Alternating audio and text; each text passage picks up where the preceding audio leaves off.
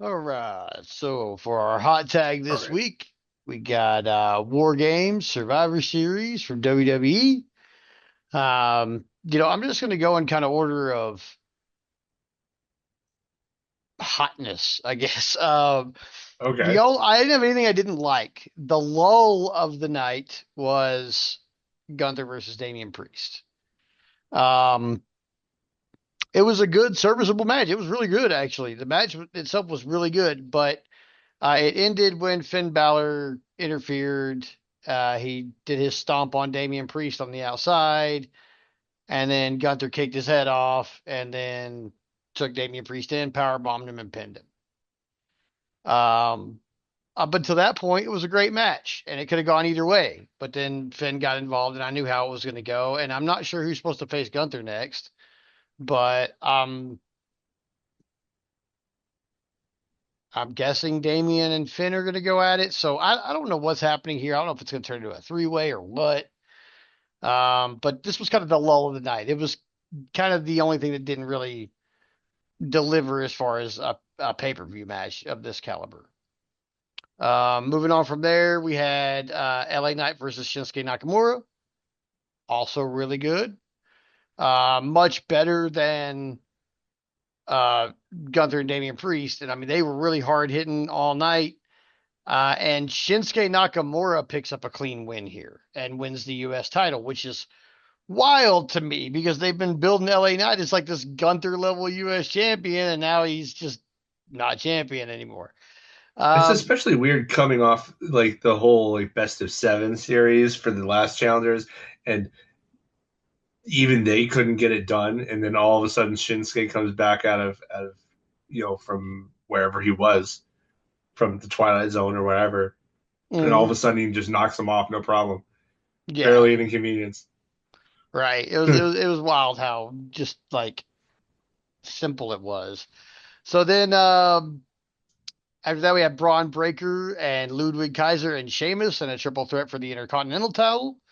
This was a banger from front to back, man. These guys Yeah. went and went. And like it seemed like Braun and Sheamus, neither one of them wanted Ludwig involved. Every time he tried to get involved or get in the ring, basically, they just would punch him or something and push him out and then go to fighting after each other. So it was a really good match. Eventually, Braun Breaker went for a spear, but Sheamus hit the brogue kick and he went for the pin, and Kaiser pulled him out and then wailed on him with the shillelagh for what seemed like a full minute and a half or two. Just was beating the brakes off him with that shillelagh. And there's pictures on social media of what Sheamus looks like after taking that shillelagh beating. It's gnarly. But then he gets back in the ring, or Braun Breaker uh, shit cans Ludwig again, gets Sheamus in the ring, spears him, pins him, and retains. So Braun Breaker's still the Intercontinental Champion. I like Braun as far as wrestling goes. Um, his promos are a lot like his uncle's, so I'm still not sure if I'm a fan of him or not. Which one? Oh, his uncle. Duh. Yeah. Duh. Uh, I mean, he did bring out Steiner math at one point. I know yeah. that. So, but with this was probably the best wrestling match of the night, bar none. I mean, they really did really well here. Um, Women's War Games.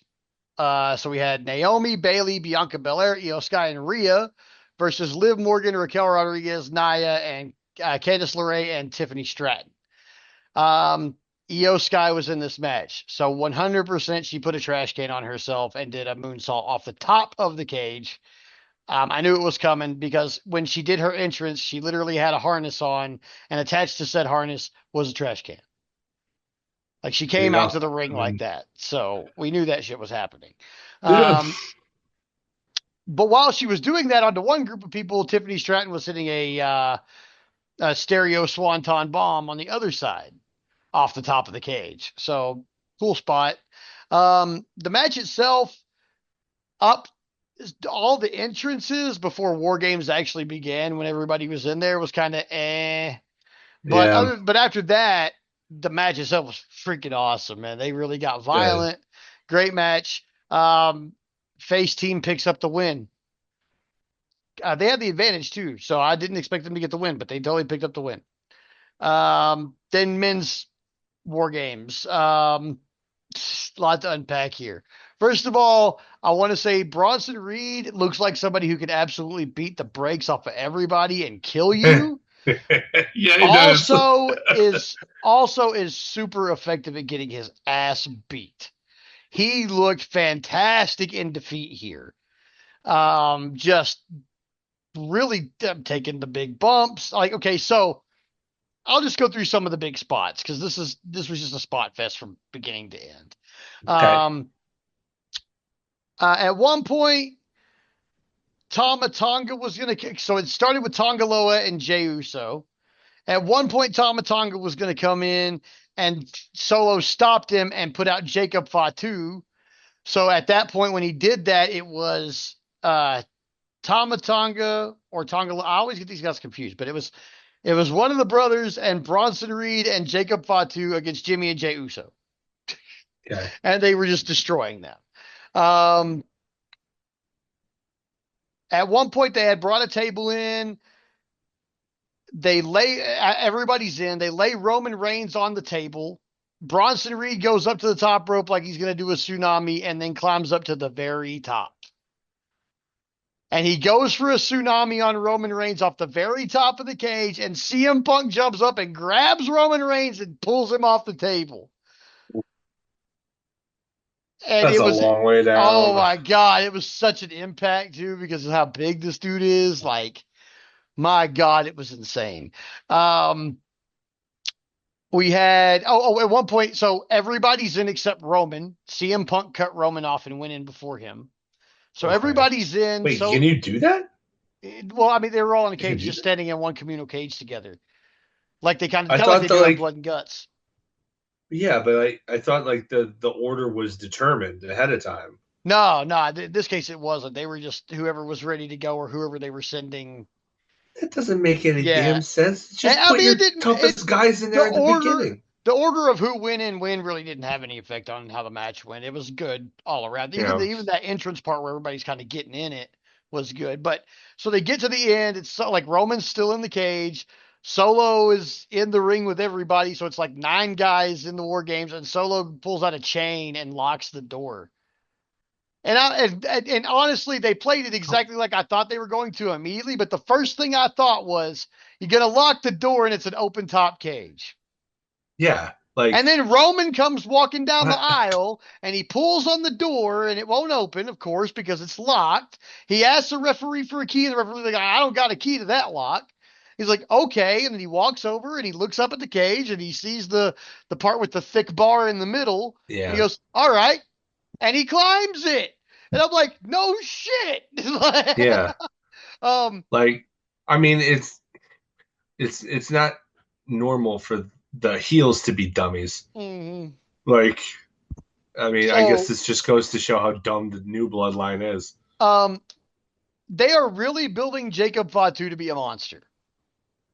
He Yeah, was eventually put down in this, but CM Punk came in, and like all 5 of the guy or all 4 of the guys are like it's the Tama and Tonga, Jacob Fatu and Bronson Reed are standing in the ring, staring at the door, waiting for CM Punk to come in because they've laid waste to everybody else.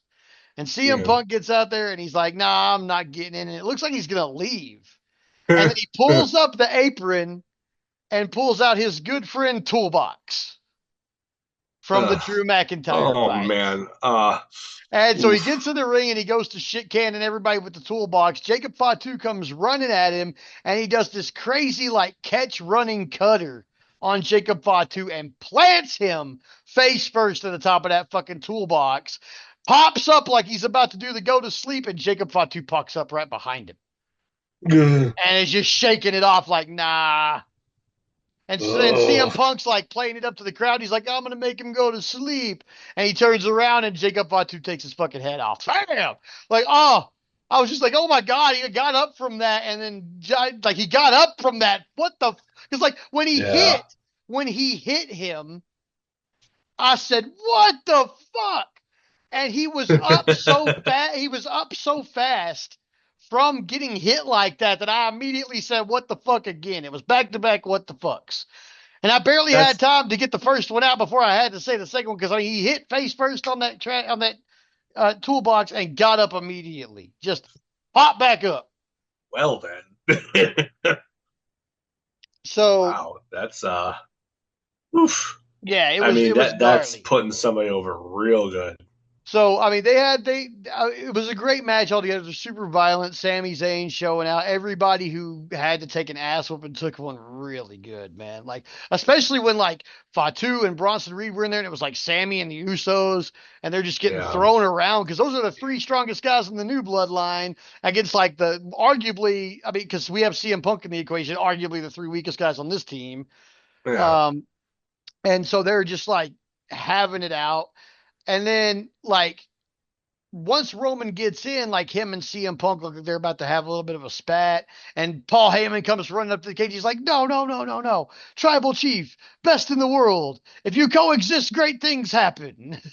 And so they both kind of were like, "All right," and they fucking. uh, That's the point where they had both teams lined up on either side of the ring, full on, and they're ringing the bell, and they just climb across the ring at each other, and it was great. I mean, I love war games. I stand just the war games match. There doesn't have to be anybody in it. They could just lower the cage and have the camera on it for 5 minutes, and I'd be like, all right, cool. I love war games. I straight up bought and still have the old war games DVD set. Like Dusty Road, like I'm an NWA boy. Like that's what I grew up on. So yeah, war games was always my thing. I knew when the war games cage came out, shit was about to get settled, like really settled. And now, but here's WWE. That this is okay. So remember, I said Gunther and Damian Priest had the lull of the night, and I didn't really want to talk about anything bad. Here's where WWE shot themselves in the fucking foot. Okay, all right, we get done with this War Games match. The guys are doing their ones up with Paul Heyman, and CM Punk's doing his little go to sleep gesture. And Michael Cole on commentary says, the OG bloodline has won, but Solo Sikoa still wears the Ula Falu and is still the tribal chief. And I immediately out loud jumped out of my seat and said, then why the fuck did we even have this match? What was the mm, point of this if it wasn't that Roman Reigns is going to come walking out tomorrow on Raw with a Ulafalu on and being like, I am the tribal chief. They be damned. We just went to war and we won. Like, yeah, what do you mean? He still wears the Ulafalu and they still the tribal. What the fuck do you mean, Michael Cole? And you know what? If I don't get an explanation for that, I'm going to be pissed. And it either better be a damn good explanation or Michael Cole saying, okay, I'm stupid. Please excuse my mistake. Because that literally, I was riding a high. He said that and it killed it literally yeah, 2 seconds before the pay per view goes off the air. I'm like, the people yeah, in the arena feel amazing right now. Like they're looking at the OG bloodline on top of the world, like there's our tribal chief. But the people at home have been told, no, it is not so. I don't know yeah. what. Okay, we offer constructive criticism on this show. Michael Right. Cole, you just shouldn't have fucking said anything. You should have just said Um, nothing. Literally, just let us bask in that moment with everybody doing their little hand signal as the pay per view goes off the air. It was literally 10 seconds. All you had you to know, do was shut the fuck up for 10 seconds. yeah, yeah. That sounds like that was probably ill thought out. It was way ill thought out. Like, I mean, it was more ill thought out than Corey Graves talking about how hot he thought Carmella was before he left his wife. Yeah, It was just that is the literally of egregious things that have been done on commentary. That's the last time I could think of something so egregious. Like, so you should not have done that. But this wasn't even like a months long hindsight like it was with Corey Graves in the Carmella situation. It was a instant. Why the fuck did you say that? Like, well, he probably had why? somebody in his ear telling him that. I don't Like, think it was so much Michael I Cole as it was. bad creative. I don't believe that Triple H is in his ear like Vince was, and I say that because Michael Cole has in interviews since Triple H took over creative and Vince has been ousted from the company said no one is in my ear anymore, working me like a fucking puppet, basically. Well, So that's not to say that. I mean, they still have headsets on. I Just really you still wish need to. whoever made that decision, whether it was Cole or somebody in the back telling him to say it, bad, bad, Yeah. bad. I wish I had a newspaper to thwack you on the fucking nose for that one. Bad. Like you just peed on I cleaned basically what you've done is you've made this beautiful tapestry carpet and then you've pissed on it. And That it makes me sucks. fucking mad, man. Like, and it's shameful to me that it's something so small that could Yeah. ruin something so big. Like, we have been building to this for fucking months, man. Like, ever You know what since it makes WrestleMania, like Roman returned, and then he got the boys back together, and now we're gonna fight the new bloodline, and now we've conquered them. you know What do what it you makes mean me that means think? he's not the chief? You know what it makes me think? It makes me think that they're gonna ride this all the way out to WrestleMania with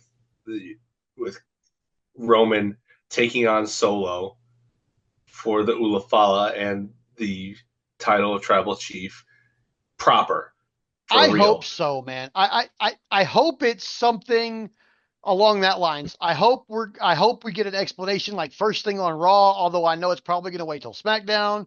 But at the same Yeah, time, yeah, I'm just like, my word, guys, like you have this great event. I was riding like an AEW pay-per-view level high at the end of that show because it was so good.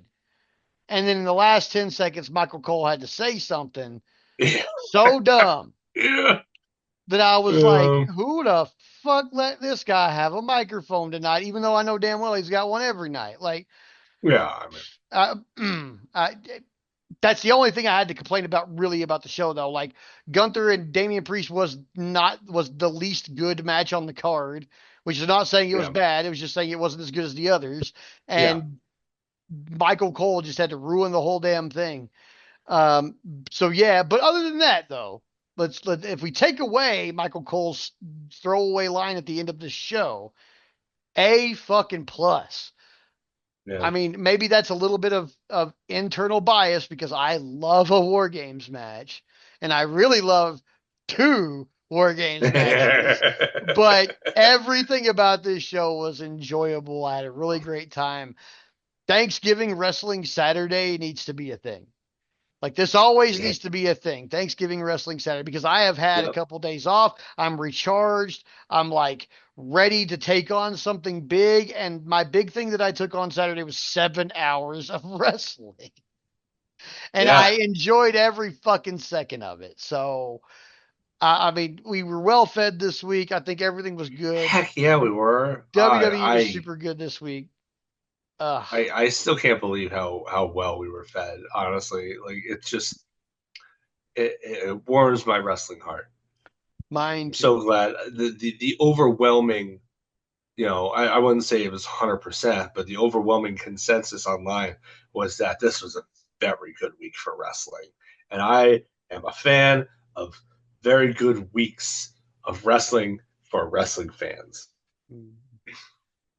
All right. Well, that does it for our hot tag for the week. So, like the veterans do, we're gonna call it in the ring now.